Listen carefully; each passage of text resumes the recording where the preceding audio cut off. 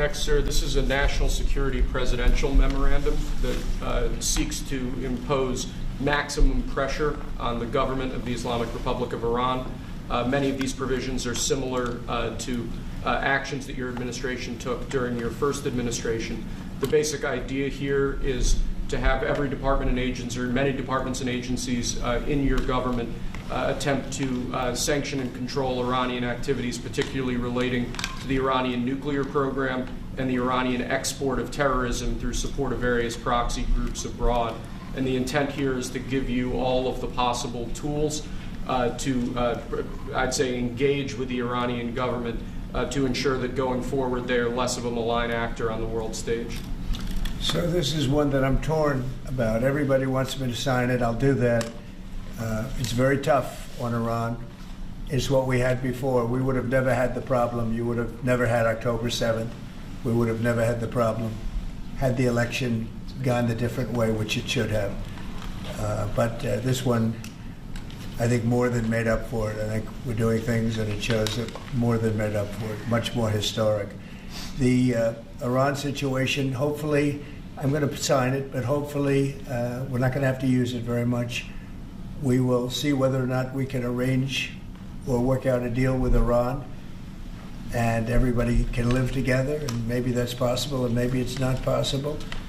So I'm signing this, and I'm unhappy to do it, but I really have not so much choice because we have to be strong and firm, and I hope that it's not going to have to be used in any great measure at all. It'd be great if we could have a Middle East and maybe a world at total peace. Right now you don't have that. When I left, you had peace all over the world, and now you have the world is blowing up. As you know, Bibi is coming in to see me later. Others are coming in to see me. We'll see what we can do. But I'm signing this, and hopefully it will be a document which won't be very important, will hardly have to be used. So what kind of deal would you be prepared to make? Well, we're going to see. I mean, we're going to see. They cannot have a nuclear weapon. With me, it's very simple. Iran cannot have a nuclear weapon.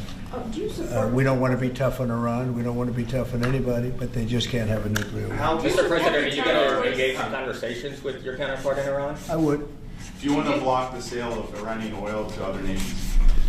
Well, we have the right to do that, and that's what I did before, and they had no money. They wouldn't have had the money for Hamas or Hezbollah or anybody else. It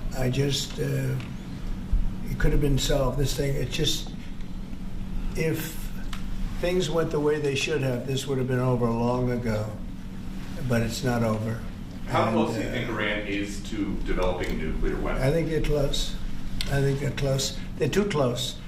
But again, you could go back 4 years, I would have said they would have had it during this intervening period. But they're pretty close, Peter. And why say that you're unhappy to sign it if it's Iran and their proxies who have threatened to retaliate against you and your team by killing you guys for taking out Soleimani? Well, they haven't done that, and that would be a terrible thing for them to do, not because of me. If they did that, they would be obliterated. That would be the end. I've left instructions. If they do it, they get obliterated. There won't be anything left. And they shouldn't be able to do it. And Biden should have said that, but he never did. I don't know why, lack of intelligence, perhaps. But he never said it. If that happens to a leader, or close to a leader, frankly, if you had other people involved also, you would call for total obliteration of a state that did it. That would include Iran.